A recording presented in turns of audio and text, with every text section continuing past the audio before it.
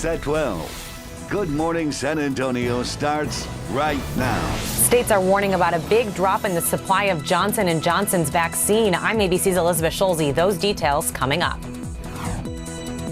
And taking a look outside with live cam this morning, it is actually 69 degrees right now, but it's going to warm up very soon. And good morning, everybody. We made it to Friday. It is April 9th. Happy Friday. Thanks for joining us. And yeah, I guess I'm ready for the hot weather. Mike warned us enough. He did. The question is, when are we going to start to cool back down or see a lowering of humidity? Mike is right over here with more on that as we enjoy our early Friday morning. Good morning to you. Good morning. Lowering humidity is going to be today. Cooler temperatures will be over the weekend. Cooler, you know, in quotes. Cool-ish. Cold, cool. Yeah. Cooler than what's going to be today. So yesterday we hit 93, one down from the day before just because we had, you know, it didn't get quite as dry in the afternoon, but it is going to be drying out today, and temperatures are going to be skyrocketing again, and we're going to be very, very close to record heat later on today. We've got our clouds. The humidity came back in here again this morning in the overnight hours. We also have a little bit of some reduced visibility, maybe a hint of fog, which is, and you can see it's not really thick anywhere, but it's kind of scattered about, and it's a little kind of counterintuitive because of the fact we do have a decent breeze out there right now. So that really helps to prevent, you know, a lot of times to get foggy, you just have the air sort of sitting there, but you get the breeze to mix things up. And we do have a pretty good breeze out of the southeast right now, about 5, 10, 15 miles per hour. And it is going to be windier and breezy this afternoon, especially tonight and tomorrow. Temperature right now is 69. Well above normal by a good, at least 10 degrees or so, and mid-60s in portions of the hill country. If you didn't see it yesterday, you may just want to close your eyes. Oak, 20,300. Highest so far, and we are just hitting the peak of that season. Updated reading is going to be coming out in about 3 hours or so. Tomorrow, or this morning, I should say, we're going to be staying basically steady, right around 70 or where your thermometer is at the moment. A patch of fog or two, not really is going to be too big of an issue. And then going for 97 later on today. That, by the way, is the normal high temperature and the hottest time historically of the year. That kind of 10-day period in the month of August. It won't last forever. It's an encouraging forecast, including some rain. Keep fingers crossed for that next week. Details in just a couple of minutes. Traffic Authority Samuel King, happy Friday morning, sir. What's going on? Good morning, Mike. Happy Friday to you, too, and to everyone out there. We did have an earlier issue on I-10 at Huebner.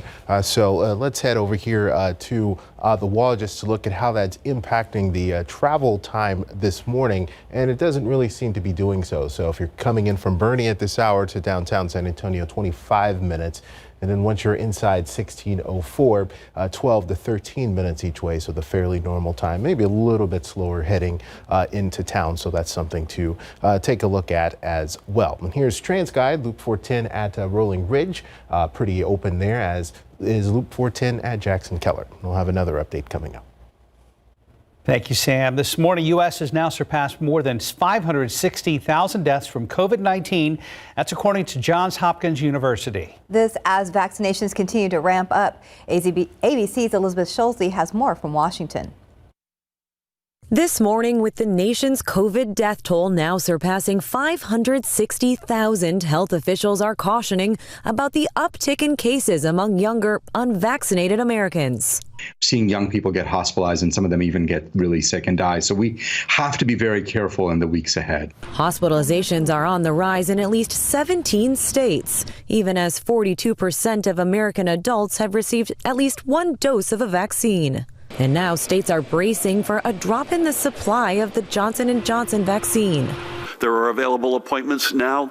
They're probably not going to be available next week. Available doses of J&J's vaccine expected to drop nearly 85% from around 5 million this week to 785,000 next week. The governor of Illinois blaming a mix-up of ingredients at a Baltimore plant that ruined millions of doses yet to be sent out. 15 million doses would have been distributed over some time to the states, and those are lost. Federal officials insist it won't affect overall distribution goals. This after vaccination sites in North Carolina and Colorado temporarily stopped giving J&J's shots after a small number of people had adverse reactions. Health experts say side effects are normal and insist the vaccines are safe. These were very mild adverse reactions, and the CDC actually came out with a statement in the evening saying that the vaccination should resume. And a new study finds people who got the Moderna vaccine were more likely to report side effects than those who got the Pfizer shot. Side effects included fever, chills, and fatigue. Elizabeth Schulze, ABC News, Washington. And here's the latest look at the pandemic here at home. 144 new coronavirus cases were confirmed, along with 2 deaths. And another slight increase in our hospitals. 199 COVID-19 patients are being treated. 84 are in the intensive care unit and 26 are on ventilators. The family has identified the bicyclist killed Wednesday night near downtown along North St. Mary's as 43-year-old Beatrice Gonzalez. Hundreds of people rode for a vigil outside Central Catholic High School late yesterday. Police identified the driver that hit her as Samantha Castillo. She's been charged with intoxication manslaughter. Meanwhile, Gonzalez's friends say she was a giving human being who will be greatly missed. So she's always been that person, light up the room with her smile and with her personality. And, you know, it's just sad that somebody could have just taken a $15 Uber and saved the life, and instead they took the life. Some in the local cyclist community are upset that every time a cyclist dies, promises are made about improvements that will be made to make roads safer for pedestrians and cyclists, but they say those changes never happen. And time now is 4:36 and it's about 70 degrees right now. Still had the latest information on the arrest of a suspect accused in the mass murder shooting incident near College Station. And the San Antonio Spurs hoping for a win following their loss Wednesday against the Denver Nuggets. And outside with live cam on your Friday morning. So glad you are with us. It's cloudy. It's really muggy out there, but things are going to change a little bit this weekend. We just got to get through what's going to feel like a June or July day first. We'll be right back. This morning, authorities have released more information about that mass shooting near Bryan and College Station yesterday. 27-year-old Larry Bolin of Iola was booked into the Grimes County Jail on a $1 million bond and charged with murder. Police say Bolin opened fire yesterday at a cabinet-making company where he worked, killing 1 and wounding 5 others before shooting and wounding a state trooper prior to his arrest. Police say the suspect is an employee at Kentmore Cabinets where the shooting happened. Investigators believe the man was solely responsible for the attack. Investigators were still trying to determine a motive. The trooper that was injured was seriously hurt but is expected to survive. The U.S. Capitol Police watchdog is alleging more security failures ahead of the January 6th insurrection than previously known. A preliminary report by the Capitol Police Inspector General says when rioters stormed in, the shields used by a police civil disobedience unit were practically ineffective because they were not stored properly.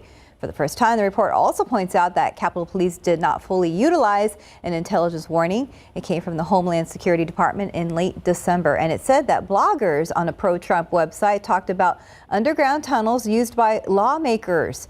The Inspector General is expected to testify in Congress next week about the report. Authorities on the eastern Caribbean island of St. Vincent say an active volcano is in danger of erupting at any moment, and they've ordered mandatory evacuations. Roughly 16,000 people in what they're calling the red zone and will need to be evacuated. Multiple cruise ships are on their way to the island to help get the people off. The islands say that islands that have said they would help evacuees include St. Lucia, Grenada, Barbados, and Antigua. Scientists alerted the government about the possible eruption after noting a type of seismic activity that indicated magma was on the move close to the surface. We are 9 days into April, and the Spurs are still winless this month. They are now 0-4, now after losing 106-96 at Denver earlier this week. Now, Spurs versus Nuggets Part 2 happens tonight, so tip-off is set for 8 p.m. Good luck, guys. 4:41 on your Friday morning. And spring cleaning might mean refreshing your home with a good pressure washing or of your pavement. But millions of models are being recalled for defects. Details next. Has your car's extended warranty expired? Probably not, but you're probably getting all those spam calls anyway. What do you do to combat those unwanted phone calls? We'll talk about it coming up. And welcome back. It's 4:44. More Americans are being overwhelmed with spam phone calls, with the majority of those calls being car warranty scams. ABC's Ariel Reshef has the details in today's GMA First Look. In this morning's GMA First Look, relentless robocalls. We recently noticed your car's extended warranty was going to expire. Those unwanted calls, the #1 complaint to the FCC, an average of 200,000 annually. And right now, the most popular category of robocalls, auto warranties. A lot of these seem to be focusing on auto warranties. Why is that? There's public information out there about your cars that you own, and people are driving more than ever as we come out of this pandemic. And the FCC is taking action, making changes so operators can block robocalls. We're going to put in place new technologies that help authenticate our calls, and those new technologies will be in place in just a few months. So what can you do to combat these unwanted calls? Coming up at 7 a.m., we have the expert tips, apps, and solutions to fight back. With your GMA First Look, I'm Ariel Reshef, ABC News, New York. Well, several popular products are now under recall. 12 on your sides, Marilyn Moritz gets us up to date on recalls of some electric power washers, baby bath seats, and more. Power washers can do the dirty work cleaning up outside the house, but now a warning of a big recall. The parent company of Greenworks and PowerWorks is recalling more than 1 million spray guns included on several electric pressure washer models. The plastic connector can break. Serious injuries to eyes, mouths, and even broken bones have been reported. They were sold at Lowe's, Amazon, and others since 2017. Too hot. Verizon is recalling 2.5 million mobile hotspots. These are the navy blue Ellipsis jetpacks. The battery may cause burns or fires. Many of these went to schools this year. Check with Verizon on what to do. Bath time danger. Bathtop is recalling 5,000 foldable infant bath seats sold last year on Amazon. They don't meet stability standards and can tip over, a drowning risk for babies. Seat or not, young children should never be left unattended in the bath. And RH is recalling more than 55,000 children's bath wraps. These are animal themed. They don't meet federal flammability standards, so get your money back. If you have any of those products, contact the manufacturer to get a free replacement or a refund. We have links to those companies on our website. Marilyn Moritz, KSAT 12 News.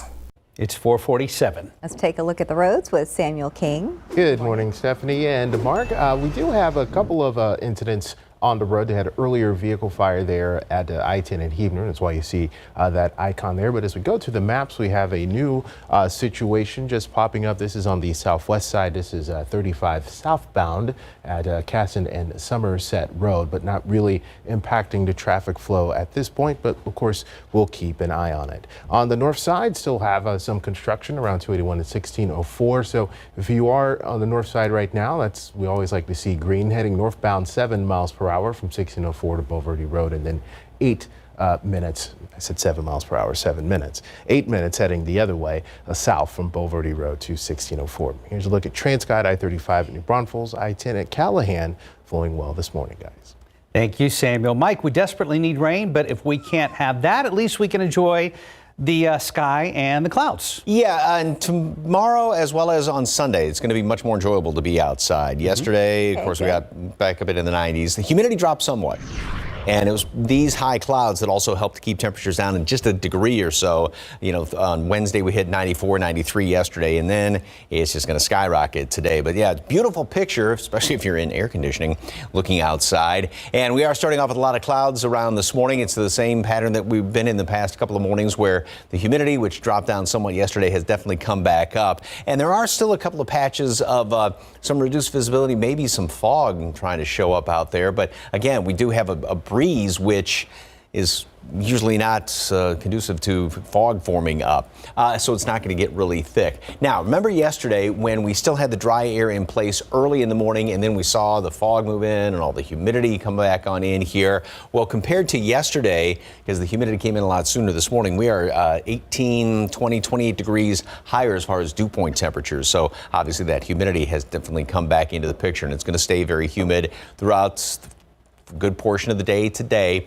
There's the dry air, the dry line, which is starting to work its way back to the east in the late afternoon hours. Much drier air. Fire danger out here to the west is going to be very high this afternoon just because of that really dry air, and temperatures are going to be spiking well up into the triple digits along the Rio Grande Valley today, and some breezy conditions as well. So definitely watch it out in western portions of the hill country. And then notice how the dry line kind of stops, and this is why off to the east there may be a couple of showers and thunderstorms, and then way up to the northeast some of those could be on the stronger side. Then as we go into the overnight hours and tomorrow, we get sort of a cool front moving on through here, so that's really going to push the dry air in. Also get rid of the 90s for a while. So actually, when you do the math, we're going to be about 15 degrees cooler tomorrow. Still on the above normal side. That's just because we'll be up close to record highs today. Here's what the computer model looks like, and we'll have a lot of sunshine today. This one doesn't even pick up any thunderstorms well up there to the northeast, but what it does pick up is this little line of rain, which may pop up off to the east in the overnight hours just because there's some of that leftover humidity. It would be much too dry to see any of that rain around here. And as far as the threat for any severe weather, there is that chance well up to the northeast, but actually Storm Prediction Center kind of pushed that even further up to the northeast. So again, if you're up around Austin, way off in our extreme eastern counties, there could be a stray shower or thunderstorm late this afternoon, but most of us aren't going to see anything. Next week, though, a little more encouraging. 85 today at noon. Already up to 85 degrees today at noon, and then we're going to top off at 97. The record is 98. Sunshine, some lower humidity. It's going to be breezy, and the wind's going to pick up tonight, and it's going to be breezy tomorrow. Look at that, 83. High temperature tomorrow is going to be lower than what the noon temperature is today. We will have low humidity over the weekend, 86 on Sunday, and then chance of rain by the middle of next week. And look at that, 70, 75 on Thursday. What a relief. More like it.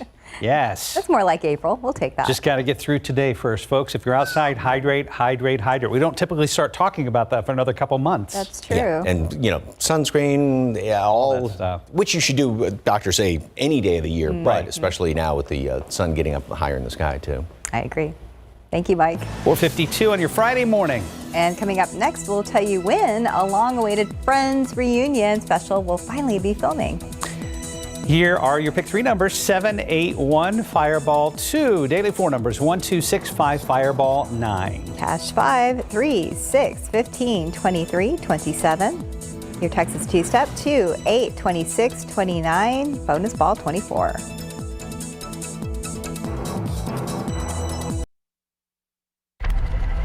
We are one step closer to a Friends reunion, plus details on an unreleased album from Prince. For the latest on what's happening in Hollywood, here's ABC's Jason Nathanson.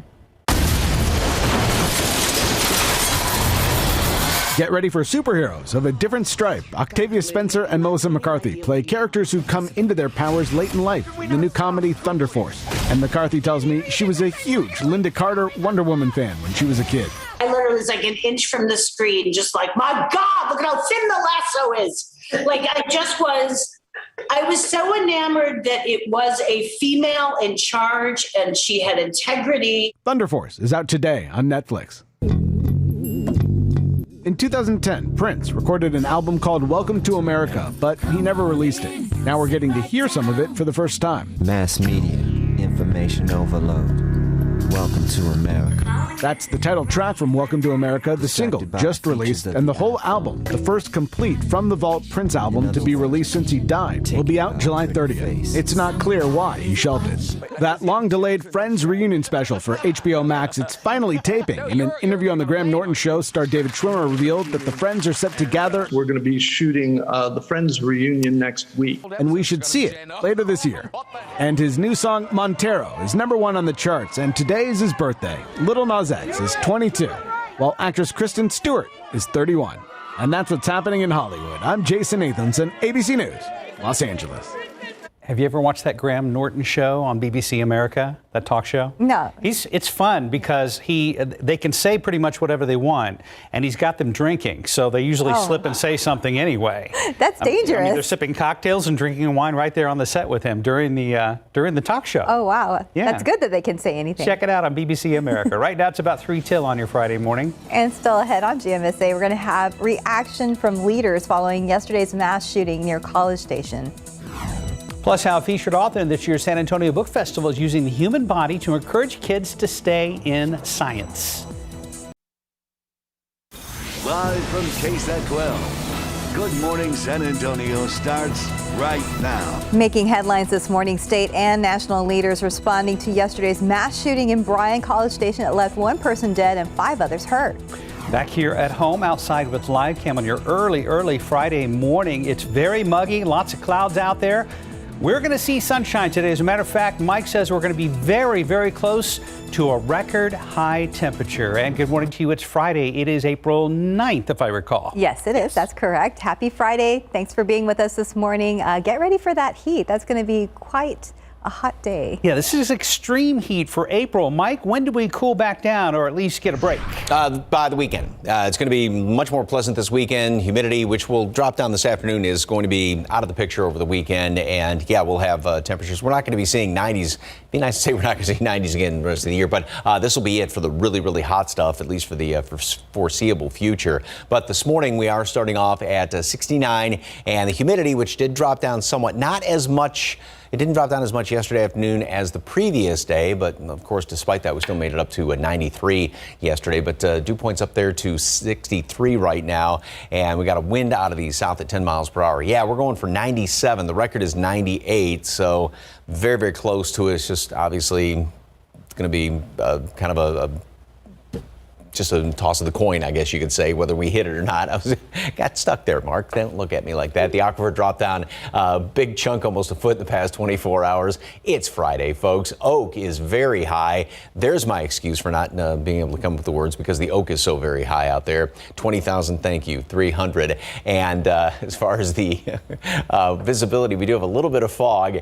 Boy, I'm just stumbling right out of the gate this morning here. We got a somewhat foggy conditions in places, but there's a pretty good breeze, which helps to prevent a lot of thick fog from forming up. And so that's why it's not going to be very, very thick out there at all this morning. As a matter of fact, visibility shouldn't be too much of an issue because, again, those winds out of the south to southeast about 10 to 15 miles per hour. Then it's going to be much breezier later on today. So warm and humid. Again, a patch of fog here or there. Not a big deal. Sunny, breezy, and very, very hot today. And then we're going to see some cooler temperatures tomorrow morning, or tomorrow throughout the day, with readings only in the 80s. If you could see what I'm seeing with him right behind the camera right over there. And then Sunday, sunny, mid 80s, low humidity all weekend long. Temperatures will continue to go down a little bit going into next week, and also rain chances start to come back into the picture. Details coming up in just a couple of minutes. Traffic Authority, Samuel King, help me, please. Good morning, Mike. I feel your pain. But it is Friday, as you mentioned, and travel times throughout the rest of the region looking okay right now. 25 minutes on I-10 coming in from Boerne, 27 minutes into downtown from Bulverde on 281, and 26 minutes from New Braunfels on 35, again into downtown San Antonio. Looking at the maps, there's a new crash reported there at 35 and Thousand Oaks. We'll get to that one in a moment, but we do have this one here on the southwest side. This is 35 at Cassid Road. There's New Laredo Highway there. This is Somerset. You can see a slowdown there, 52 miles per hour, 42 down to 34 miles per hour there, just a little bit past where this icon is. So if your travels are taking you south this morning, it looks like the delay's building as we speak here. That's something you're going to want to keep in mind heading close to Loop 410. So looking at 35 inside 410 this morning, the northeast side, 10 minutes coming in from the northeast side on Loop 410. And then on the southwest side, you can see 11 minutes now heading outbound to 410, and that might be building here as we speak, and then 10 minutes heading inbound, so there's something to watch out for. Also, here is TransGuide I-10 at Callahan, traffic flowing well this morning. And we'll have another update here coming up. We have new details overnight about the two latest mass shootings here in the U.S. The first one right here in Texas.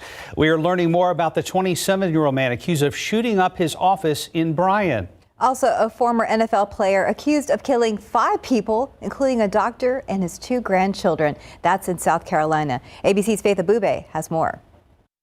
This morning, another mass shooting in America. Police say an employee at this cabinet company in Bryan, Texas, shot and killed at least 1 person, wounding 5 others. He didn't say nothing. I asked already my coworker. He said he didn't say nothing. He just take it out and start doing it. The 27-year-old suspect also wounding a state trooper before being arrested. Investigators have not released a motive. Less than 24 hours earlier, a shooting rampage in South Carolina ended with 5 people dead, including a prominent local doctor, his wife, and 2 grandchildren. A man working at the property also found dead. Investigators identifying the gunman as former NFL player Philip Adams. They say he later died by suicide. Intercepted by Philip Adams. Adams spent 5 injury-riddled seasons in the league, suffering at least 2 concussions within a 3-game period in 2012.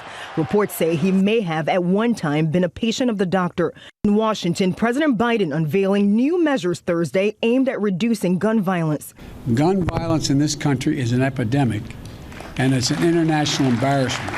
The president using executive action to tighten regulations on so-called ghost guns, which are kits that allow people to legally build guns at home that can't be traced. Biden also placing restrictions on stabilizing braces, which effectively turn pistols into short-barrel rifles. And he's encouraging states to enact red flag laws, which allow authorities to remove firearms from people who are deemed a threat. Enough prayers. Time for some action. Republicans calling the president's actions ill-conceived and misguided. President Biden is also calling for the Senate to pass more substantial changes, including tougher gun background checks, but that does not appear likely anytime soon. Faith Abube, ABC News, New York. Back to local news now. Exactly 4 years after a man is gunned down, the search for his killer continues. 20-year-old Joe Manuel Soto was one of 4 people shot while leaving a party on the city's southwest side. Stephen Cavazos is live downtown this morning. Stephen, are there any new leads on this unsolved case?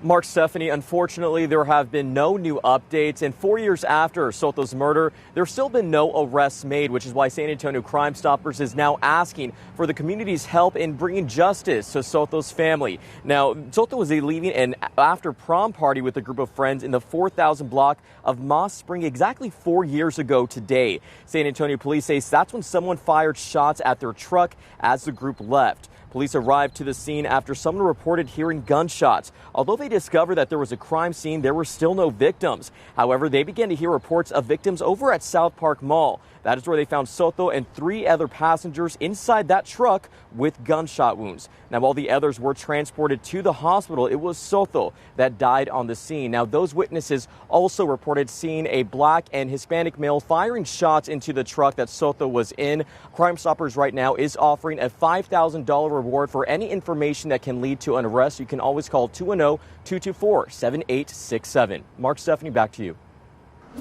More traffic authority coverage this morning. Thousands of people are expected to return to Atascosa County this weekend for the Poteet Strawberry Festival, and law enforcement will be out in force to keep the roads safe. Samuel King joins us again. And Samuel, it's been designated as a no-refusal weekend. Yeah, that's right, Mark and Stephanie. That means anyone arrested for driving while intoxicated will be required to submit a breath or blood sample. Texas CPS, TxDOT, the Atascosa County Attorney's Office, and the 81st District Attorney's Office are all combining for this effort. Now, the festival is going to be the first major one in the region since the pandemic began. And while officials say they want people to have fun, they also want people to be safe. They say the no refusal period is intended to help keep intoxicated drivers off roadways, protecting all travelers. It's important because DWI is one of the most selfish offenses that are committed, because what you're doing is jeopardizing every other human being that's on the roadway.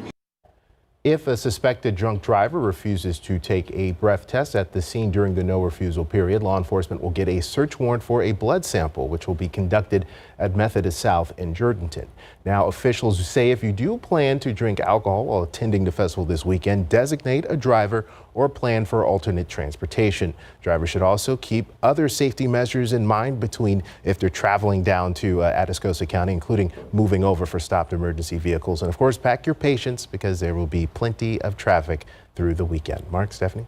Yes, there will. Thank you, Samuel. Time now is 5:09 and it's about 70 degrees right now. Still ahead, how Facebook is trying to make it easier for users to distinguish posts that are real from those that are satire. Plus,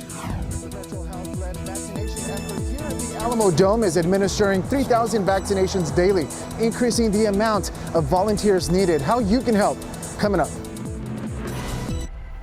And taking a look outside with live cam, we're already having kind of a warm start to the day that's going to be super warm. We're going to get into the 90s and I think in the mid 80s by noon already. Wow, we're going to check in with Mike later on. 5:13 this morning, about 25% of people in our area are fully vaccinated for COVID-19. But as our Jonathan Cotto reports, a decrease in volunteers at vaccination clinics, slowing things down. The demand for the vaccine is still out there in the community. There is still a high demand for the vaccine, but the manpower to deliver the vaccine is declining. When the vaccine rollout started at the Alamo Dome in December, there were about 90 volunteers per shift per day. That amount decreasing significantly. Today we had about 25 this morning, and about 13 in the afternoon. WildMed Center's experiencing the same decline in helping hands and say it's been this week in particular that they've been short on volunteers. We've had a really steady stream of people willing to help, but for some reason for the past 5 to 7 days, we've seen a decline there.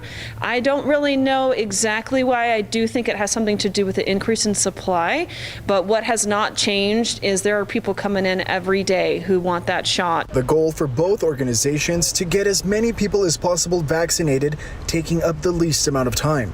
Pratt says they want their clients in and out within 25 minutes. Without that sufficient amount of people power, we can't meet that goal. And we want everybody in and out in a safe and effective manner, and it takes a lot of people to do that. Volunteers also calling for more volunteers. It's really not that hard.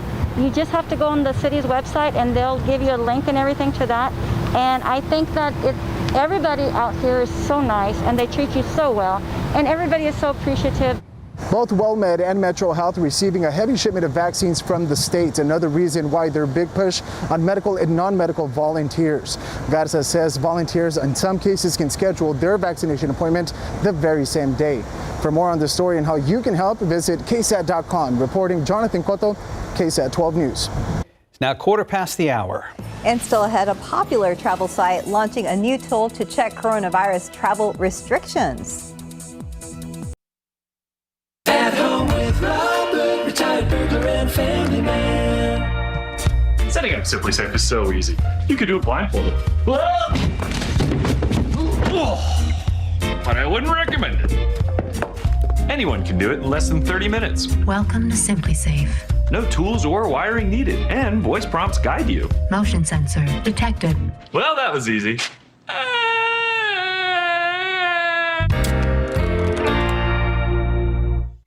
Life doesn't stop for diabetes.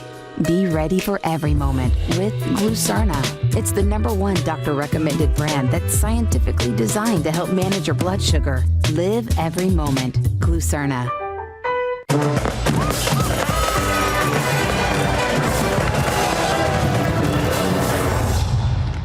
It's like a flavor festival on an almond.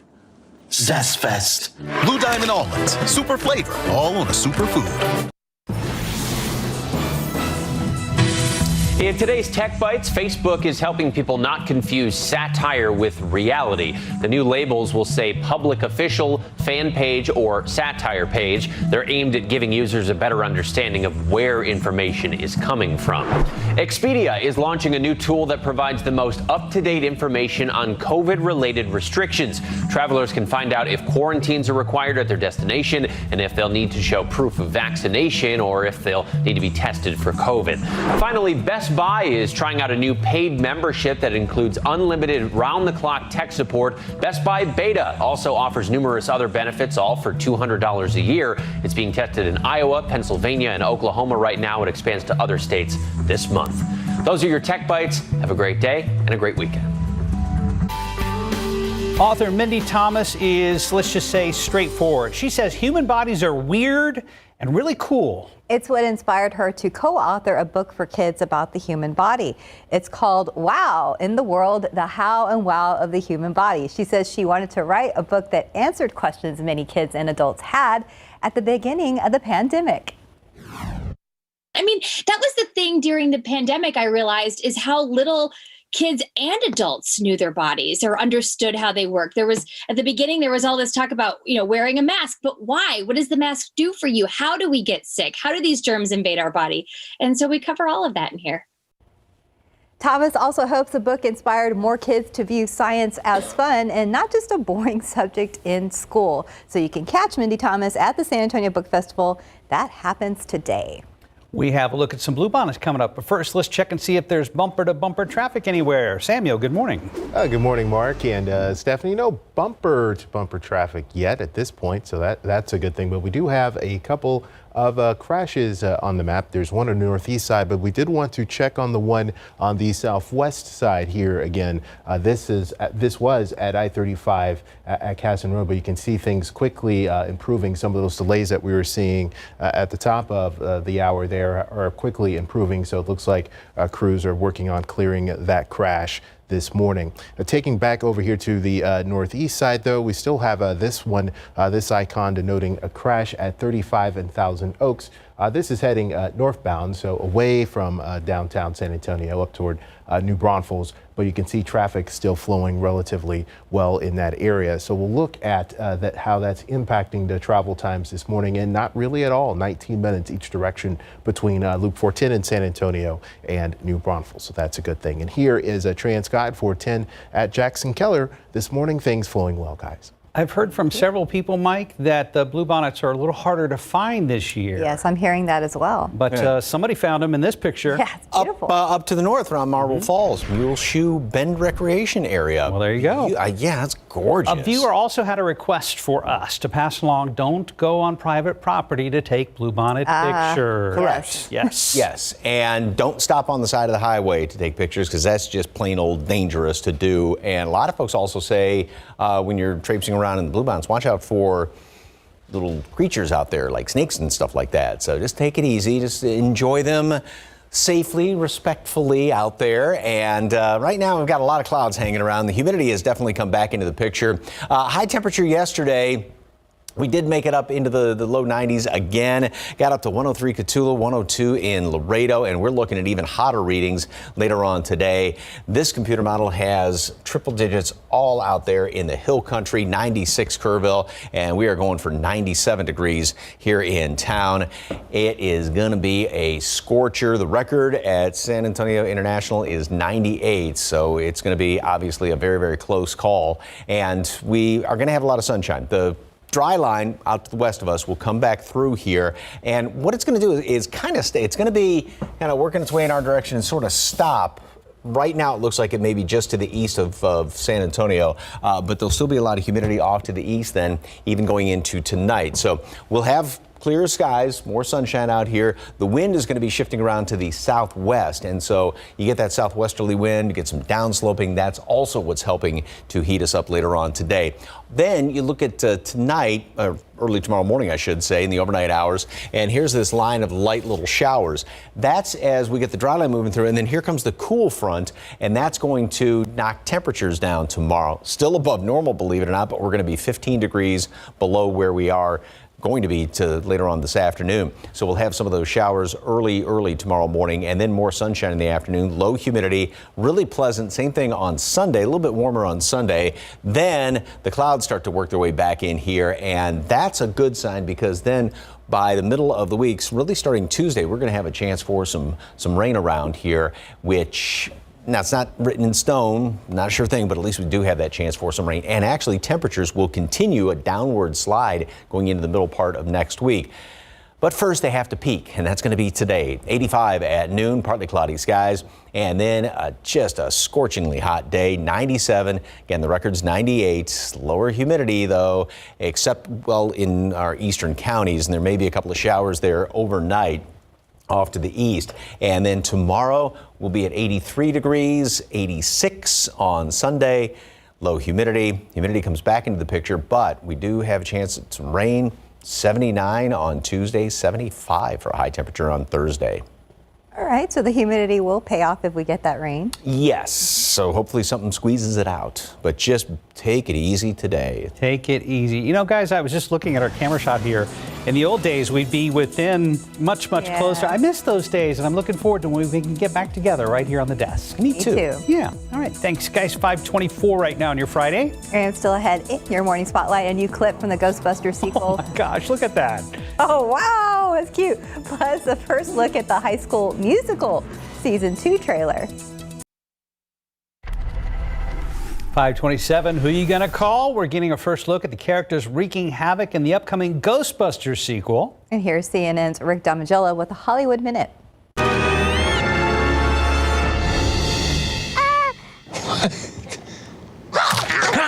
Paul Rudd will have to face off against some adorable monsters in Ghostbusters Afterlife. We have your first look at the mini Stay Puft Marshmallow Men in the upcoming sequel. To find out how the supernatural crime fighters put a stop to the puffy terrors, you'll have to wait for the film to hit theaters on November 11th.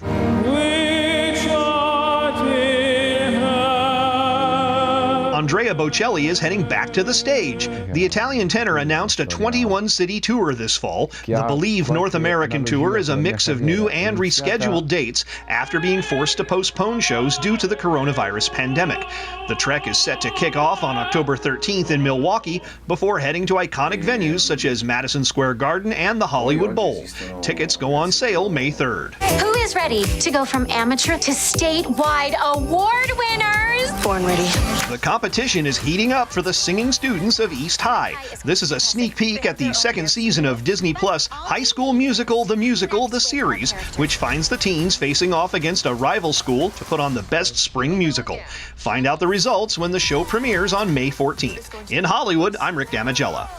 It's now just about 5:30, and we're at 69 degrees. And still ahead on GMSA, health experts continue to keep their eyes on COVID variants as some parts of the country seem to be more susceptible than others. Now, one of the nation's top burrito restaurants now offering a chance for employees to get a college education for free. Happy Friday. It's April 9th. Hope you're having a good morning so far.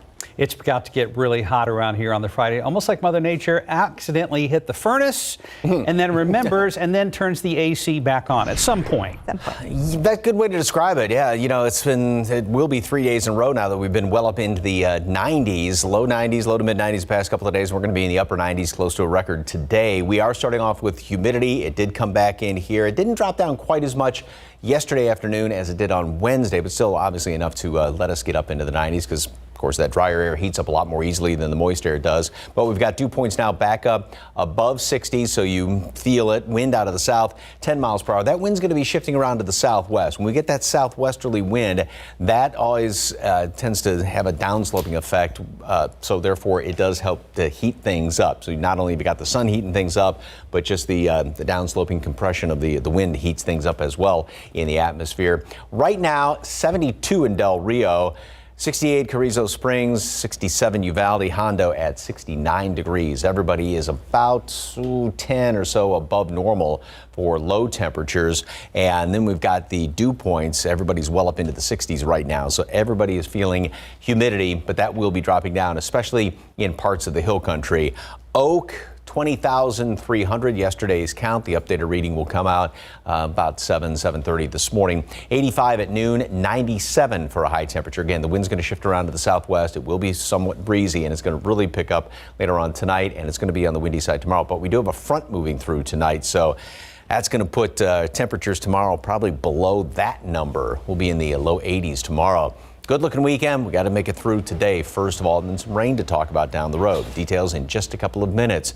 Traffic Authority, Samuel King, been kind of quiet thus far. Anything yet, sir? Yeah, we had a couple of crashes earlier, Mike, but now as you can see, the screen is clear. No indications. We had one on 35 on the northeast side and then one on 35 on the southwest side. But as you can see here, things looking fine, not too many delays. And just zooming in here just to show you where the latest, the earlier one was at 35 in Thousand Oaks, but as you can see there, things are flowing well on 35 right now. Now going to northwest side, Bandera Road, 9 minutes heading northbound and 9 minutes southbound and 10 minutes northbound, so fairly normal times this time of morning. Looking at travel times from across the region, 26 minutes coming in from New Braunfels on 35, 29 minutes coming in from Seguin, 25 minutes coming in from Bernie on I-10 this morning. Here's a look at Transcott I-10 at Callahan, flowing well, as is 281 at Hildebrand. We'll have another update coming up. Thank you, Sam. Right now, medical experts are keeping an eye on the Midwest and the Northeast U.S. as new cases of COVID-19 start to rise. And as CNN's Brett Conway reports, they're worried it won't stop there.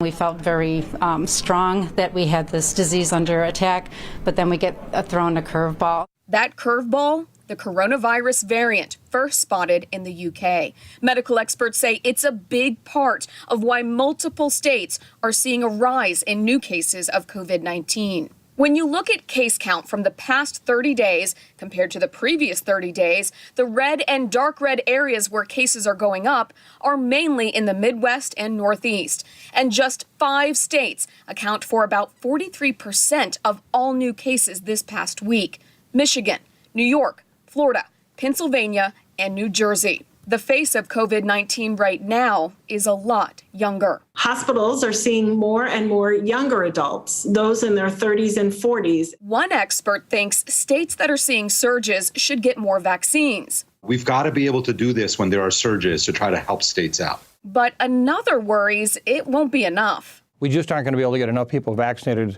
quickly enough to keep the rest of the country from experiencing much of what we're seeing in the upper Midwest and Northeast. Which means getting cases to come down comes down to us. Other states that have had a positive or downward trend, they should look at what's happening in those states where we're seeing rises, and we can control this. Now's not the time, as I've said so many times, to declare victory. I'm Brett Conway reporting.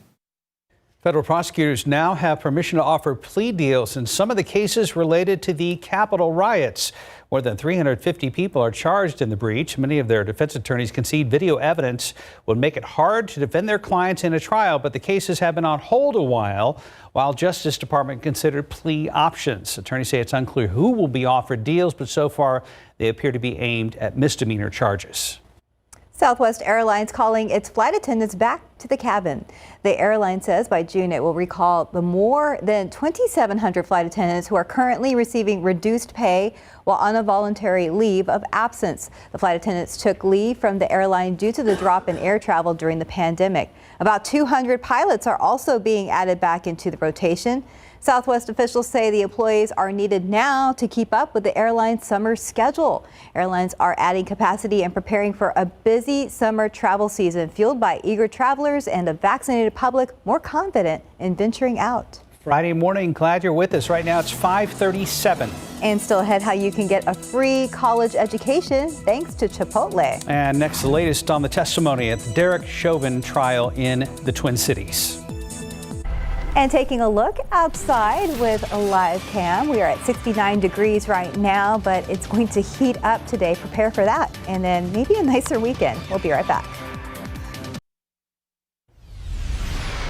5:40 today could be the biggest day yet in the Derek Chauvin murder trial as prosecutors try to prove Chauvin killed George Floyd. ABC's Trevor Alt has the details. This morning, a key witness in the murder trial of former police officer Derek Chauvin is preparing to take the stand as prosecutors try to prove Chauvin's actions killed George Floyd. Today's testimony from the Hennepin County medical examiner is seen as crucial for both sides, according to ABC's Kenneth Moten, who's at the trial in Minneapolis. Dr. Andrew Baker, who conducted Floyd's autopsy, said Floyd died from cardiac arrest, classifying the death as a homicide, but prosecutors are working to prove Floyd died from a lack of oxygen caused by Chauvin's knee. On Thursday, testimony from a breathing expert dominated the trial. Dr. Martin Tobin pinpointing the exact moment he says Floyd died. To understand the knee on the neck, you need to examine your own necks, all of you here in the jury, like I'm doing now. Most jurors then touching their necks at that moment. The doctor walking them through the video, pointing to Chauvin's body position in this image. The toe of his boot is no longer touching the ground. This means that all of his body weight is being directed down at Mr. Floyd's neck. Chauvin's defense team argues Floyd died from a combination of drugs and heart disease and what's called excited delirium, characterized as acute distress and sudden death, often associated with drug use. A forensic toxicologist also took the stand, saying Floyd's blood had the presence of fentanyl and meth, but the level of meth was consistent with one low prescription dose, not enough to kill him. Trevor Ault, ABC News, New York. And time now is 5:42 and it's about 69 degrees right now. Dr. Pepper putting out several new variations of their classic soda that are a little more healthy. It's exactly 5:45. Dr. Pepper fans, listen up. The soda company jumping on the zero sugar bandwagon. The brand announced it's creating a new healthier soft drink. It's called Dr. Pepper Zero Sugar. It comes in 3 flavors: cherry, soda cream, and original. Dr. Pepper products were hard to find for a period of time last year because of a shortage of aluminum cans. Burrito chain Chipotle making a big contribution to education. The company is set to offer free degrees to its employees in a range of fields. Those include agriculture, culinary arts, and hospitality. The company's debt-free degree program includes almost 100 degree options available at 10 universities. The initiative is being done in partnership with Guild Education. Employees can take part in the program after just 120 days of employment. Well, the good, the bad, and the downright ugly of social media. We've all seen it all over the last year during the COVID pandemic. Ursula Perry talks to mental health experts who say now is the time to find out how technology is affecting you and your family emotionally. I know it's a red flag for me is if I've got my kid pulling on my jacket, pulling on me, and trying to get my attention from social media. That's a sign that I'm probably a little over involved in it. Evita Mourning of Rise Recovery says she's caught herself doing it too much. Not an official addiction, but something social media companies have trained us to do. Every time we see a like, hear a ding, see a notice, and these things are helping our brains, training them. And during the limited social activities of the pandemic, looking at our phones has become the norm, not the exception. Exactly what she says social media companies intended. It's feeding that dopamine in your brain and saying, oh my God, it's my feel-good chemical. I'm feeling great. Tally Dolge, CEO of Jewish Family Services, has authored a mental health column on KSAT.com about the need for a social media checkup. How can you reduce your time on social media without it becoming a problem? Her advice, set limits. There are some apps out there that can harness social media use, like Moment on Apple. Just turn it off. Try to disable your notifications so that you won't be reminded, and change your focus. Great new book. Check out new music. Write a physical letter to a friend. There's so many ways that we can re-engage. And finally, express gratitude without using technology. Take stock of all the good things happening in your life. Write it down, longhand, instead of expecting technology to find the fun for you. Ursula Perry, KSAT 12 News. Thanks, Ursula. Good story. Yeah. 5:47. At last check, things were moving, sort of, on the roadways. Let's go ahead and check back with Samuel King.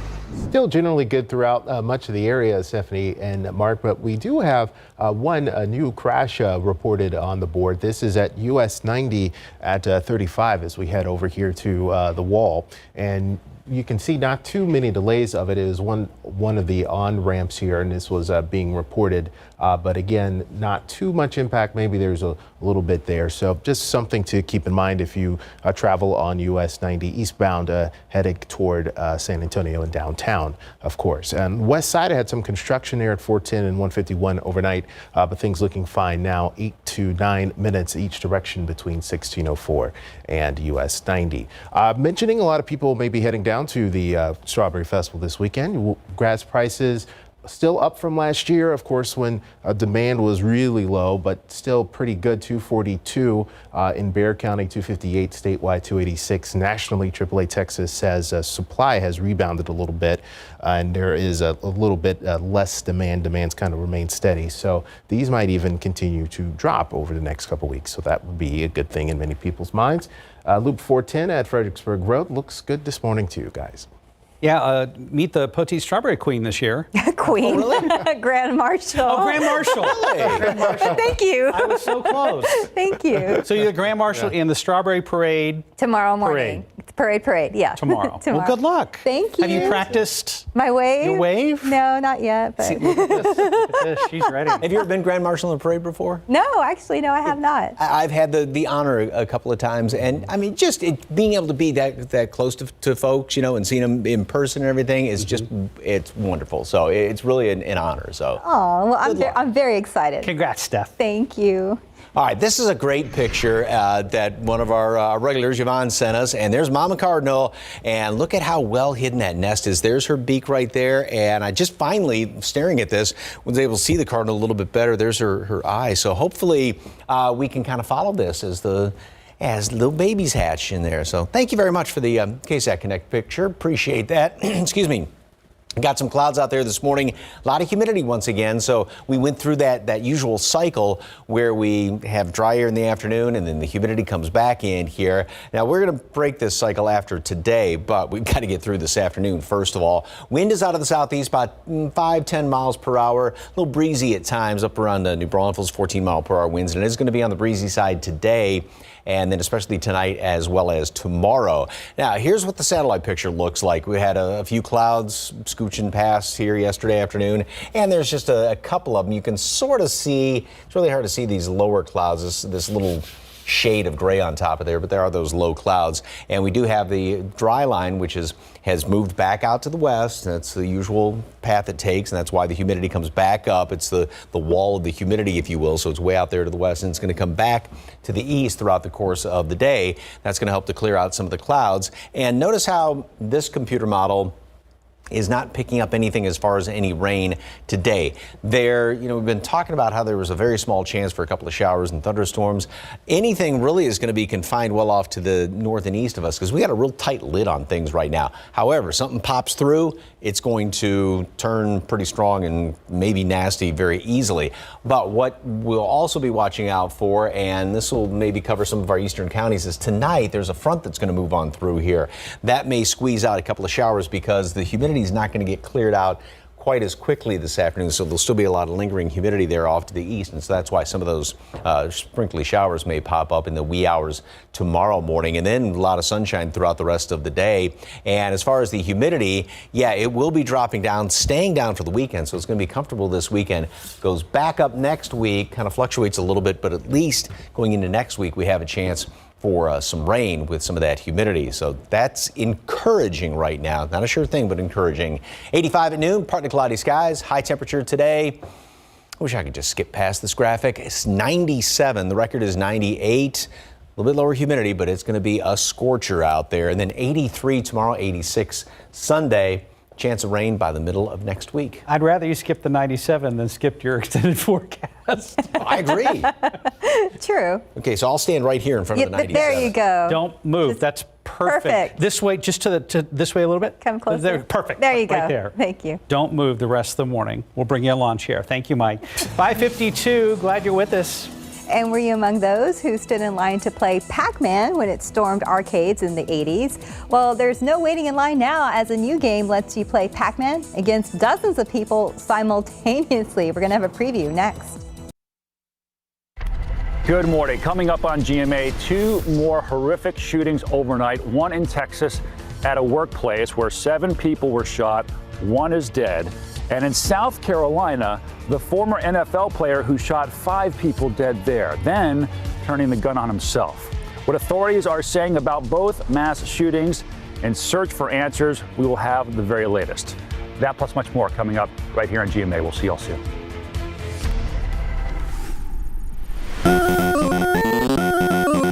You don't need quarters to play Pac-Man 99. Nintendo's been doing this really cool thing where they have their own take on the Battle Royale genre, which traditionally is something like Fortnite or PUBG, where a lot of people are on a huge island and they're all shooting at each other. Nintendo doesn't really want to do that.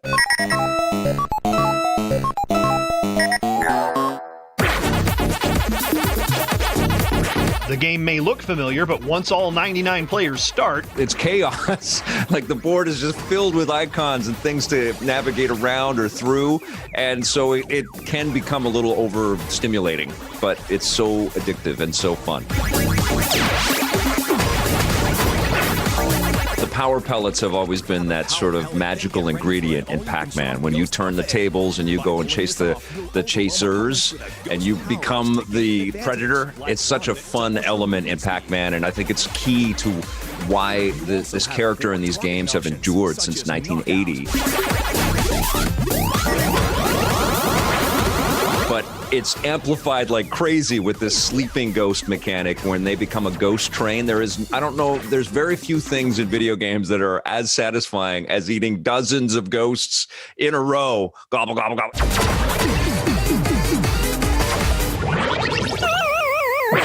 leveling up in Hollywood and even placing third during one match. I'm Rick Damigella. Wow, there was a lot going on that screen. Well, you may have heard the popular phrase, an apple a day keeps the doctor away, but is it true? Ahead on GMSA, we take a look at what benefits apples really have on your health. And Samuel King will be back with an update on traffic right now as we take a look at cars out there at 281 at the Quarry. There's 35 upper and lower level at Laredo. You're watching GMSA.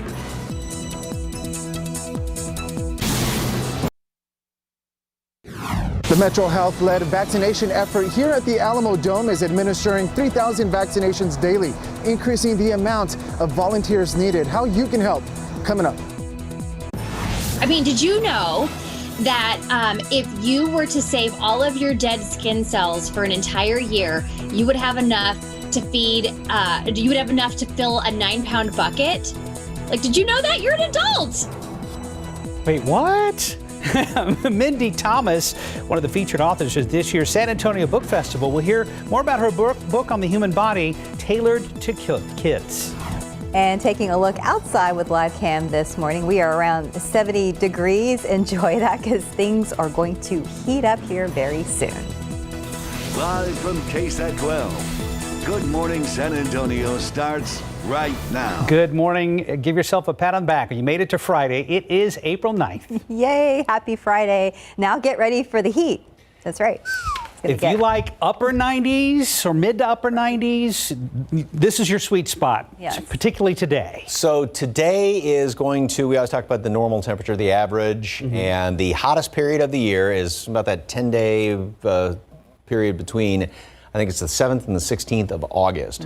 The normal high temperature is 97. Were you already fanning yourself? Is that what you're doing? Yes, I'm just thinking about those high temperatures. Welcome to the second week of August, basically, is what it's going to feel like today. We've got a few clouds hanging around here. Of course, the humidity came back in overnight, and as it did the past couple of days, then we're going to get out of this cycle, this kind of summertime pattern, once we get into tonight. But look at all these temperatures, mid and upper 90s around the area, 69 here in town. We have got just a slew of oak. The updated count's going to be coming out about an hour and a half or so, but 20,300 on yesterday's reading. And temperatures steady throughout the rest of the morning because of the humidity, because of all the cloud cover holding things steady. And later on today, the wind is going to be shifting around. Right now it's out of the south to southeast. It's going to be shifting around to the southwest, and it's going to be kind of on the breezy side. And the southwesterly wind also really helps to heat things up because we get a downsloping wind, and that tends to compress just a little bit more. And so that's why those temperatures, plus with some drier air moving in here, are going to be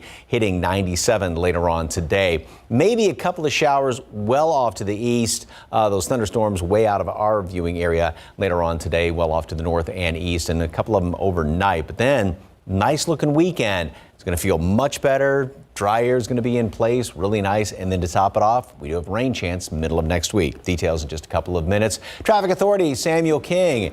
Anything going on, sir? Things have calmed down. Had some crashes earlier this morning, but things looking fine, including your travel times. 24 minutes if you're coming in from Bernie to downtown San Antonio, 27 minutes on 281 into downtown and 25 minutes from the New Braunfels area. Taking a look at the map, a lot of green, not too much yellow, red, or orange on the map this morning in terms of how traffic looks. So we had some situations on 35, both on the northeast side and southeast side, but once you get inside 410 north and southbound to downtown, 9 minutes from the northeast side, and from the southwest side into downtown, 10 minutes. So that looks good this morning. And Loop 410 on the northwest side too, 7 minutes each direction between 151 and I-10. And looking at TransGuide 35 and Loop 410, looking good this morning. I have another update here coming up, guys.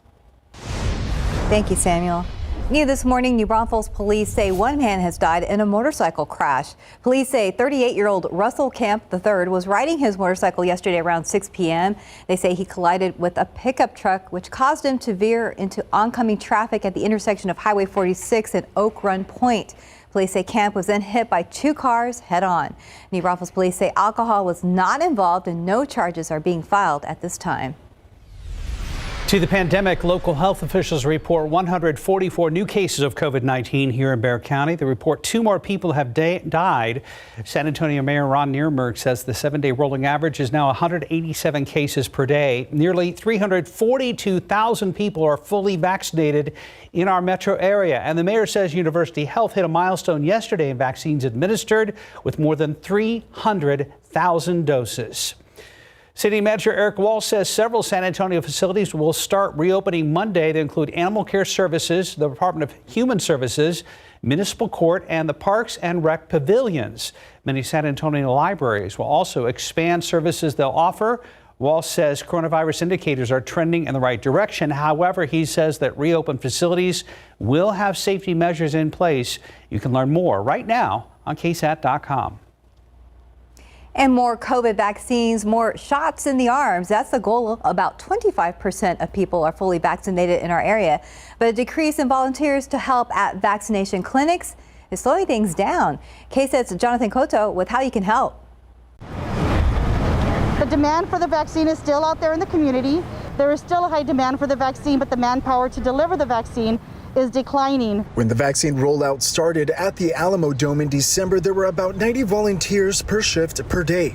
That amount decreasing significantly. Today we had about 25 this morning, and about 13 in the afternoon. WildMed Center's experiencing the same decline in helping hands and say it's been this week in particular that they've been short on volunteers. We've had a really steady stream of people willing to help, but for some reason for the past 5 to 7 days, we've seen a decline there. I don't really know exactly why. I do think it has something to do with the increase in supply, but what has not changed is there are people coming in every day who want that shot. The goal for both organizations to get as many people as possible vaccinated, taking up the least amount of time. Pratt says they want their clients in and out within 25 minutes. Without that sufficient amount of people power, we can't meet that goal. And we want everybody in and out in a safe and effective manner, and it takes a lot of people to do that. Volunteers also calling for more volunteers. It's really not that hard. You just have to go on the city's website and they'll give you a link and everything to that. And I think that everybody out here is so nice and they treat you so well, and everybody is so appreciative. Both WellMed and Metro Health receiving a heavy shipment of vaccines from the state. Another reason why their big push on medical and non-medical volunteers. Garza says volunteers in some cases can schedule their vaccination appointment the very same day. For more on the story and how you can help, visit KSAT.com. Reporting Jonathan Cotto, KSAT 12 News. And more traffic authority coverage right now. Thousands of people are expected to return to Atascosa County this weekend for the Poteet Strawberry Festival, and law enforcement will be out in full force to keep roads safe. Samuel King joins us again. Samuel, it's been designated as a no-refusal weekend. And we do see those from time to time, various events and holidays throughout the area. And it means, for those of you who may not be from Texas, that anyone arrested for driving while intoxicated will be required to submit a breath or blood sample. Texas DPS, TxDOT, the Atascosa County Attorney's Office, and the 81st District Attorney's Office all combining for this effort. The festival will be the first major event in the region since the pandemic began. And while officials say they want people to have fun, they also want them to be safe. They say the no refusal period is intended to help keep intoxicated drivers off roadways, protecting all travelers. It could be a woman who's coming home from waitressing and she's a single mom and has kids at home, and she may never make it because you chose to get behind the wheel after drinking and having a good time at the Strawberry Festival.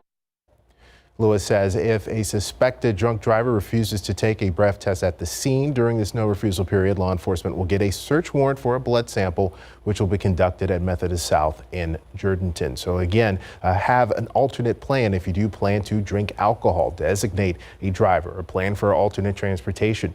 Drivers should also keep other safety and measures in mind if you're traveling back and forth, like moving over for stopped emergency vehicles, and pack your patience this weekend, especially to the south, because there will be plenty of traffic. Mark, Stephanie.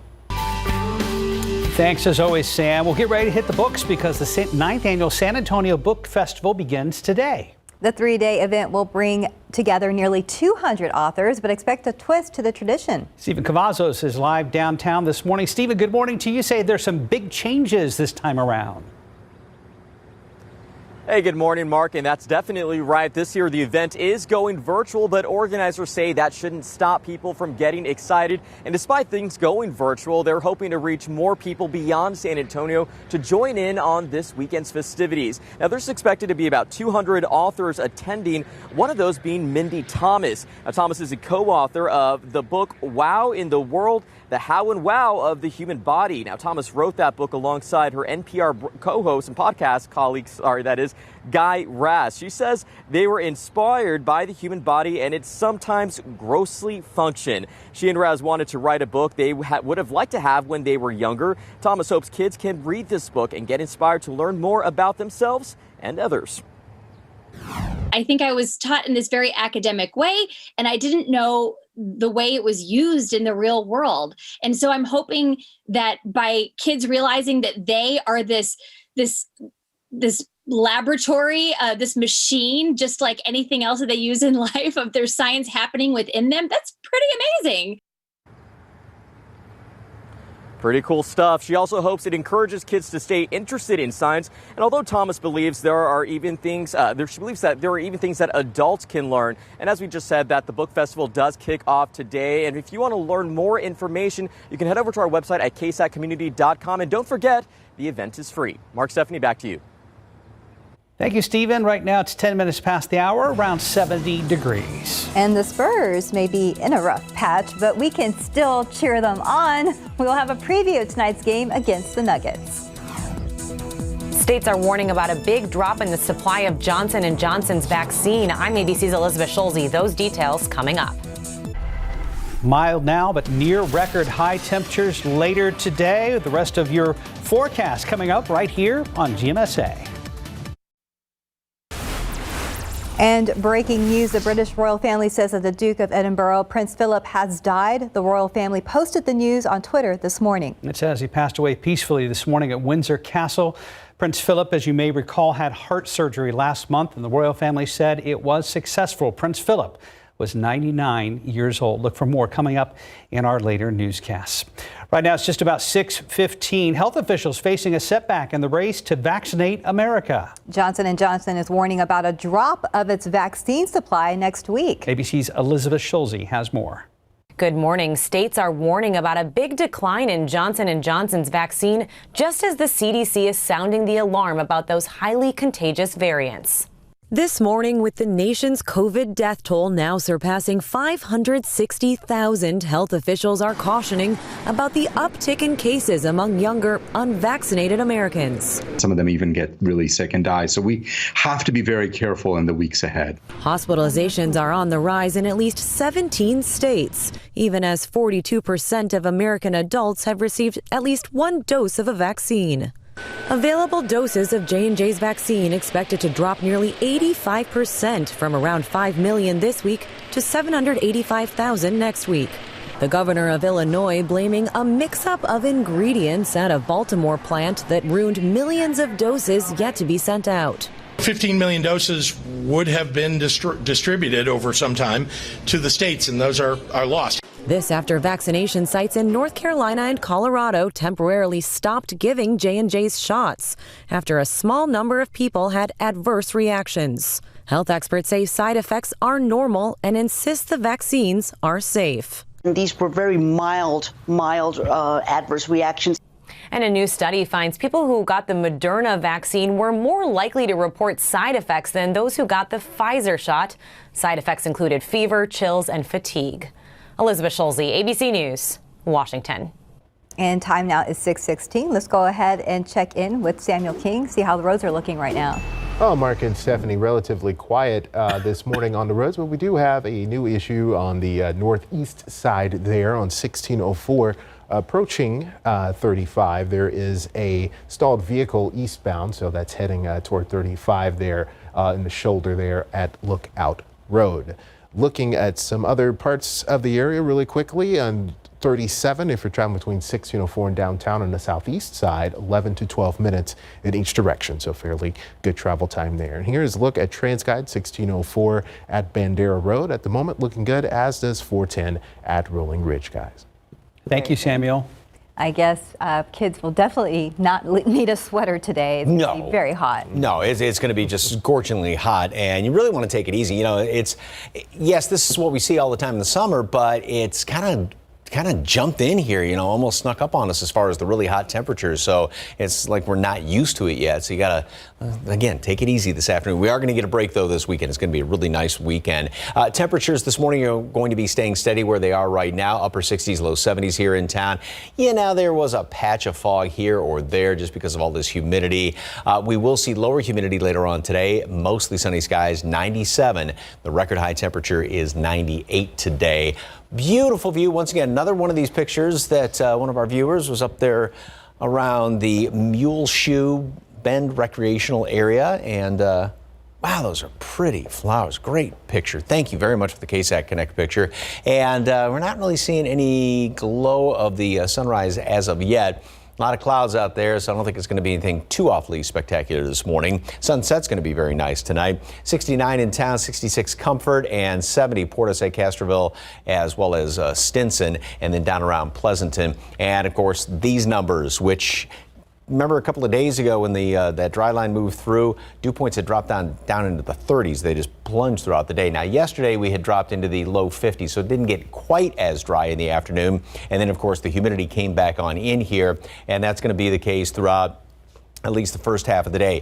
Here comes the dry line again off to the west, and as that drier air moves in, especially this afternoon, windy conditions, and that's going to really shoot the fire danger up there. So it's going to be an elevated fire danger out in western parts of the hill country later on today. We get the drier air coming on in here, and then notice how it sort of stops overnight, and there's still all this moisture off to the east, and there's going to be some activity off to the east, and that's why there's that chance for a couple of showers well off to the east and northeast, and then further up to the northeast is where anything potentially severe would be. So this thing, again, will be stopping, almost splitting our viewing area right in half. Then we're going to get a front to push on through here, and that's going to help to really give a secondary shove to all the humidity and get it out of here by tomorrow. There's the severe storm forecast as far as the marginal risk around Austin, maybe in our extreme eastern counties. Then the greater risk for anything severe is further off to the east and to the northeast of us. And a shower is possible as that front moves on through later on tonight, but that would be primarily well off to the northeast of us, maybe some of our eastern counties, 1 or 2 sprinkles in the overnight hours tonight and early tomorrow morning. All right, upper level steering winds. Everything is staying up there to the north of us. I was kind of referred to, a few weeks ago, a month ago or something like that. We had this huge roller coaster action going on with this. Not quite as much. Things are going to be very tranquil around here. We've got all these lows that are developing coming in here out of Canada.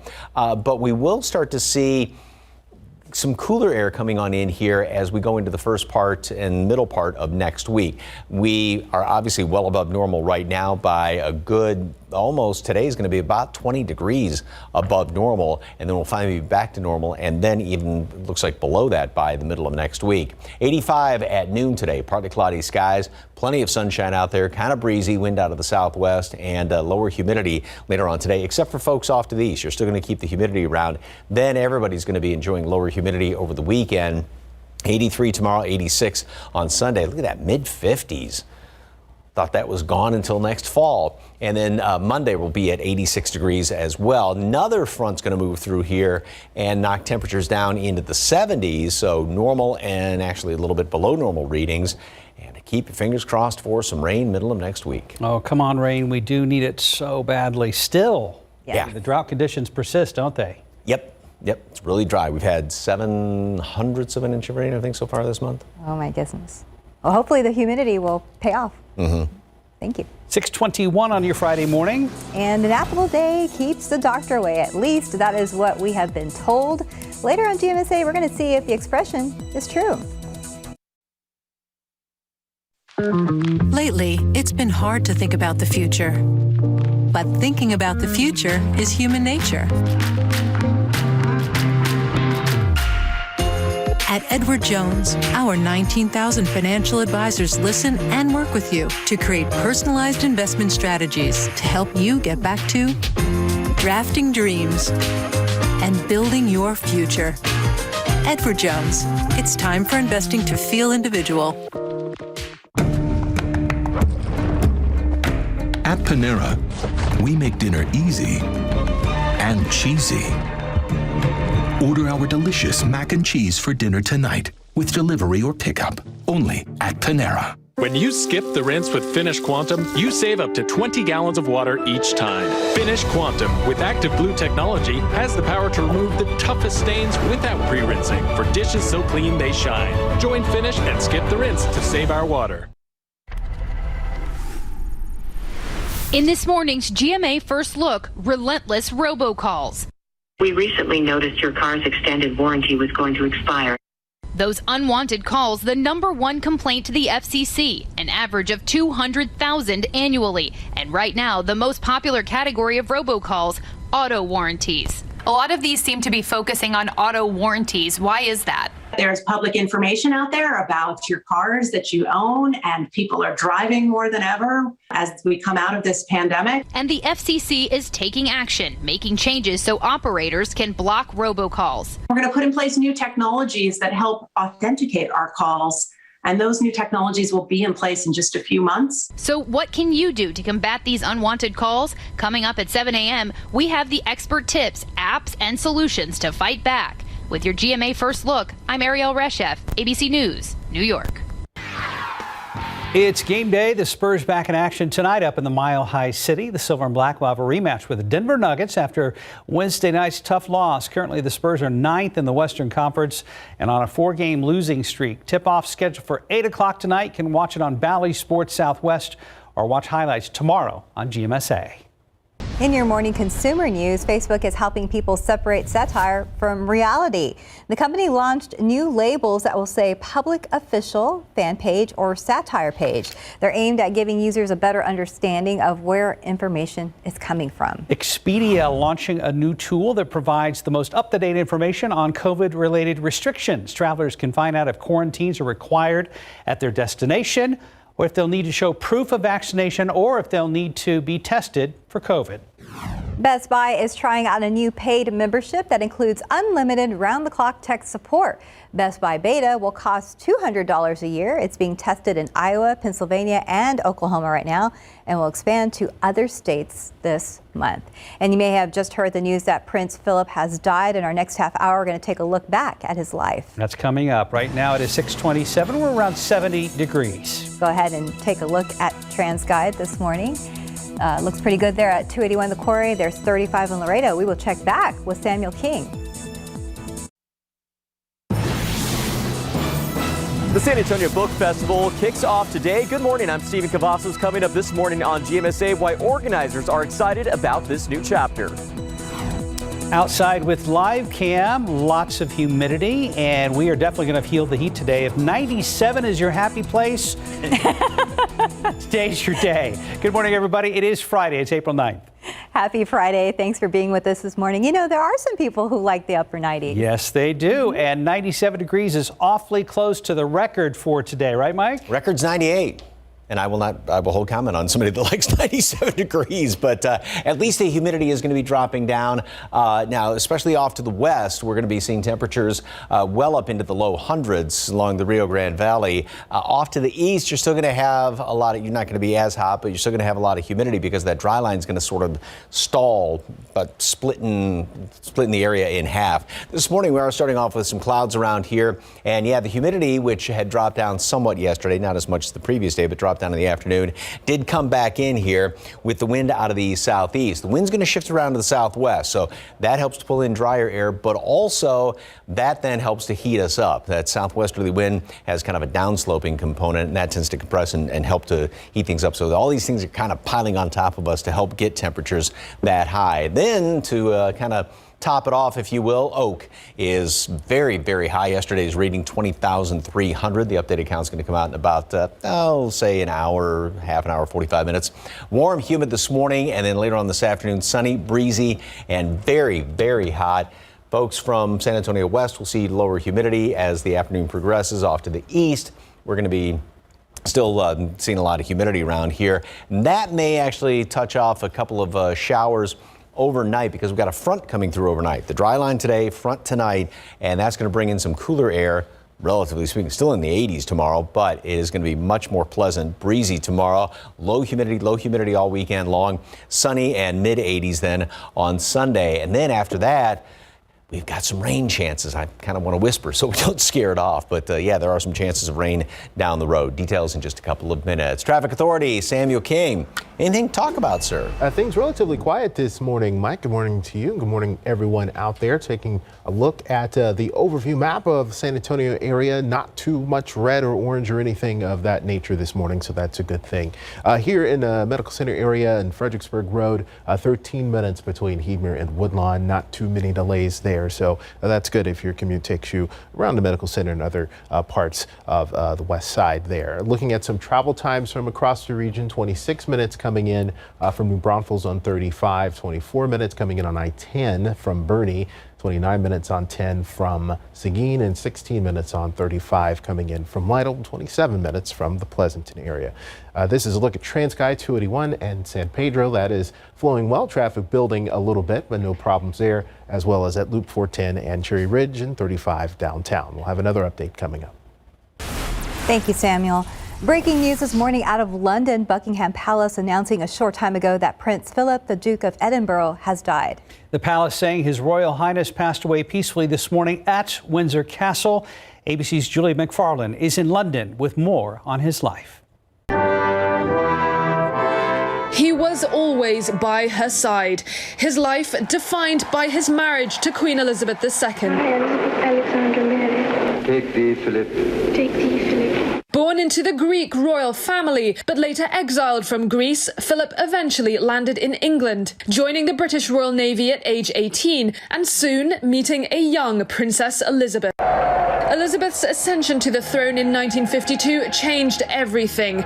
Giving up his own career, Philip spent the rest of his life walking 2 paces behind the sovereign. The couple had 4 children: Charles, the current heir to the throne, Anne, Andrew, and Edward.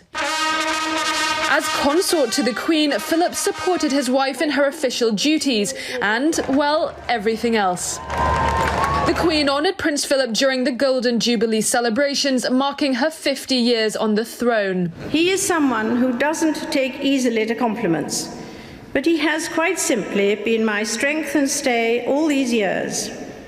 And I and his whole family owe him a debt greater than he would ever claim or we shall ever know. At 95, the palace announced the prince would be withdrawing from public life, putting his royal feet up after 70 years of public service. But that certainly didn't keep him homebound.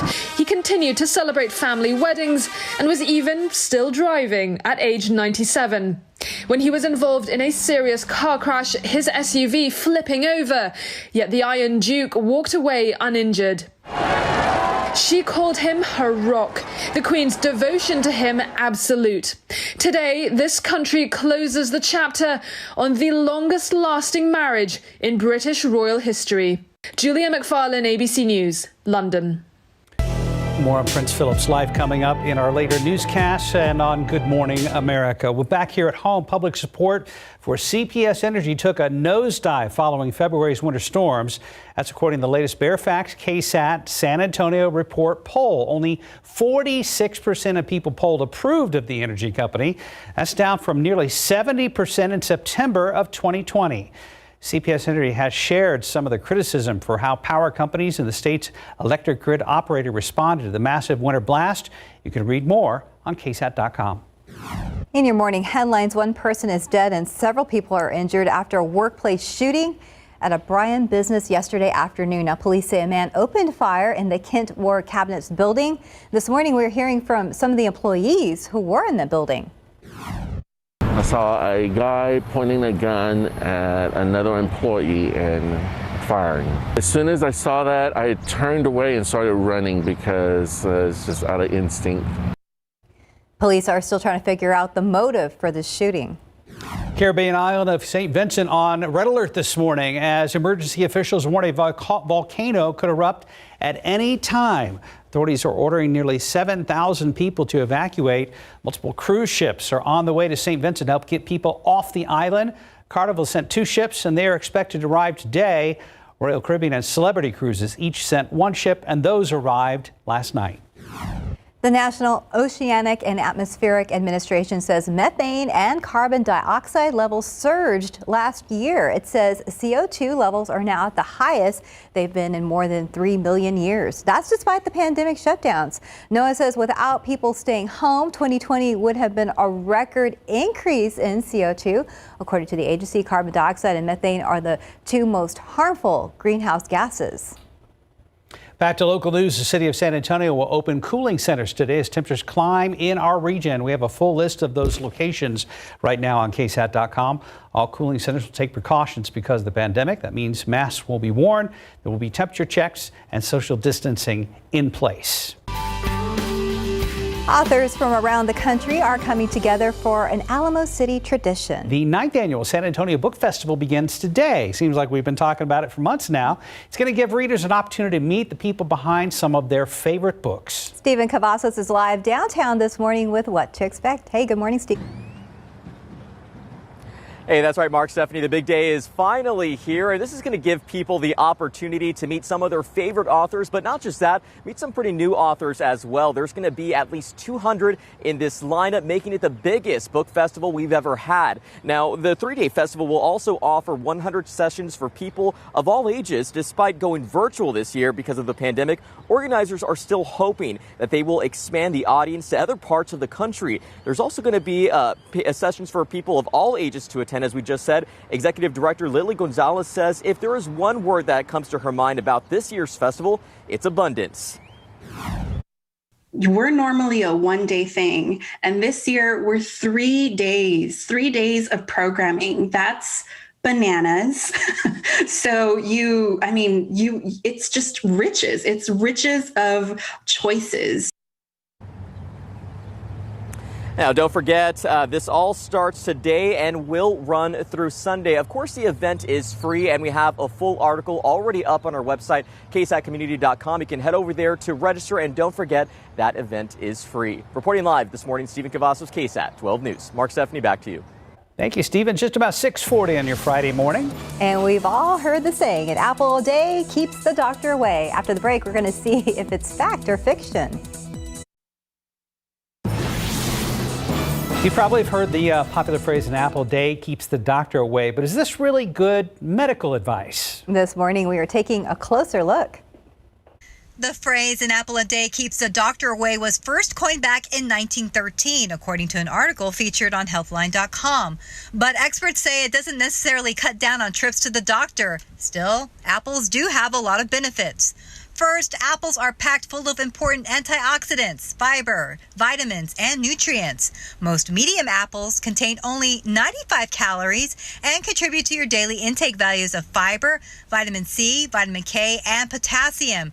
Dietitians agree that the fiber in an apple can contribute to reducing blood pressure and cholesterol levels, which are both factors that can lead to heart disease. Apples are also said to have several flavonoid and antioxidants that can help prevent some cancers from forming. According to a study mentioned on Healthline.com, consuming more apples was associated with a decrease in lung cancer. Other health benefits included improved weight loss due to the fiber in apples, improved bone health, better brain function, and protection against asthma, and a reduced risk of developing type 2 diabetes. And so while an apple a day may not keep the doctor away all the time, it still can contribute greatly to your overall health. Have a favorite kind of apple? The red delicious apples are great. Honey Crisp.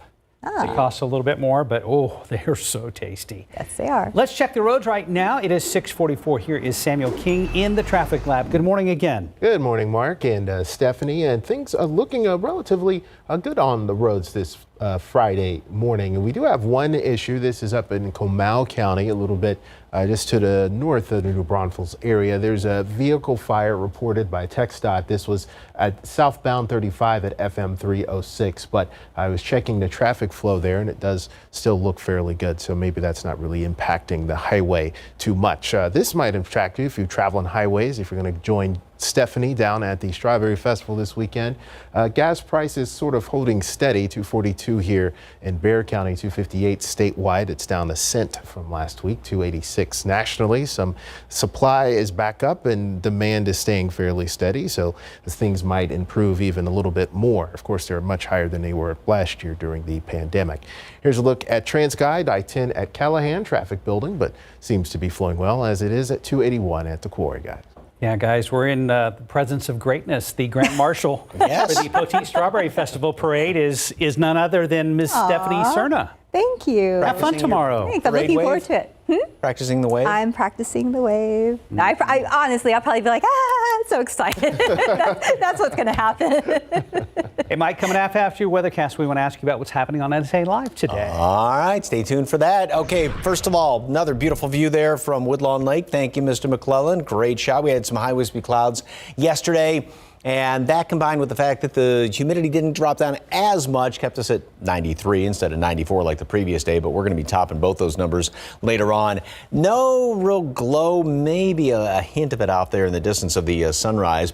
The dew point temperatures throughout the rest of the morning are going to be staying well up into the 60s, but here comes the dry line. Obviously, it's going to move through the hill country first of all, windy conditions as well, and then by late this afternoon, we'll start to see the drier air come in here, and it kind of puts the brakes on a little bit throughout the evening hours, so we'll still keep the humidity in our eastern counties, and well off to the northeast is where there's going to be some showers or some thunderstorms, and then also overnight as a front works its way on through here to push the rest of the humidity out. That may squeeze out a couple of showers in some of our eastern counties overnight. With that dry air, we've been talking about the threat for the high fire danger. Red flag warnings go into effect at noon up until 7 o'clock for the hill country because of that high fire danger. And we're going to be seeing winds gusting 15, 25 miles per hour, maybe even higher than that at times. And that's going to be, again, in portions of the hill country, those red flag warnings. So as I was talking about, late tonight, there's going to be the chance for a couple of showers. This is kind of broad brush, I think.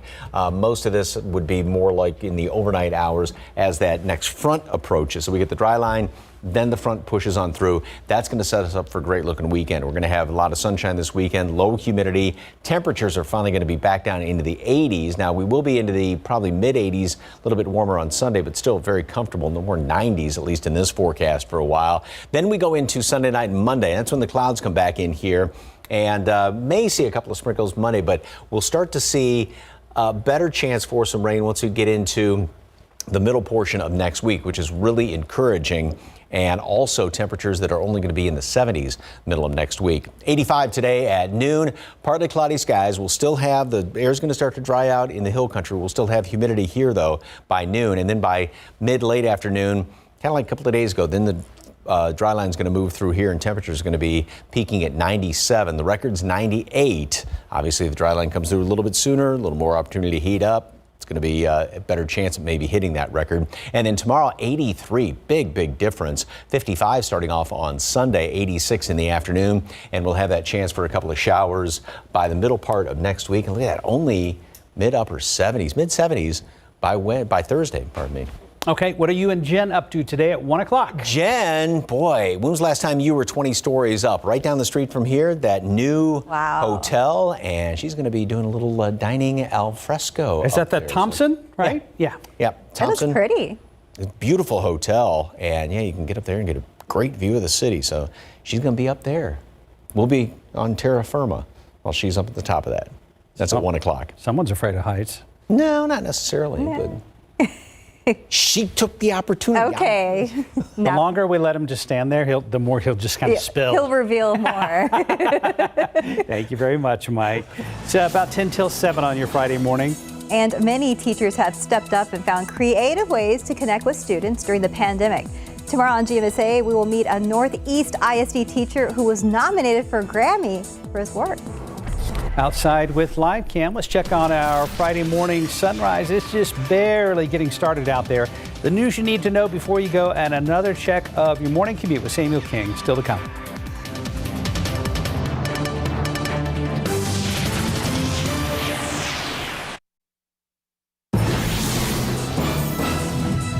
This morning, another mass shooting in America. Police say an employee at this cabinet company in Bryan, Texas, shot and killed at least one person, wounding 5 others. He didn't say nothing. I asked already my coworker. He said he didn't say nothing. He just take it out and start doing it. The 27-year-old suspect also wounding a state trooper before being arrested. Investigators have not released a motive. Less than 24 hours earlier, a shooting rampage in South Carolina ended with 5 people dead, including a prominent local doctor, his wife, and 2 grandchildren. A man working at the property also found dead. Investigators identifying the gunman as former NFL player Philip Adams. They say he later died by suicide. Intercepted by Philip Adams. Adams spent 5 injury-riddled seasons in the league, suffering at least 2 concussions within a 3-game period in 2012. Reports say he may have at one time been a patient of the doctor. In Washington, President Biden unveiling new measures Thursday aimed at reducing gun violence. Gun violence in this country is an epidemic, and it's an international embarrassment. The president using executive action to tighten regulations on so-called ghost guns, which are kits that allow people to legally build guns at home that can't be traced. Biden also placing restrictions on stabilizing braces, which effectively turn pistols into short-barrel rifles. And he's encouraging states to enact red flag laws, which allow authorities to remove firearms from people who are deemed a threat. Enough prayers. Time for some action. Republicans calling the president's actions ill-conceived and misguided. President Biden is also calling for the Senate to pass more substantial changes, including tougher gun background checks, but that does not appear likely anytime soon. Faith Abube, ABC News, New York. Coming up today on GMSA at 9, CPS Energy owes around $700 million for natural gas from February's winter storm. Energy experts tell the KSAT defenders the staggering figures show CPS wasn't ready for the storm. Dylan Collier joins us to debrief this investigation at 9 after Good Morning America. It's 5 till. Time to check traffic with Samuel.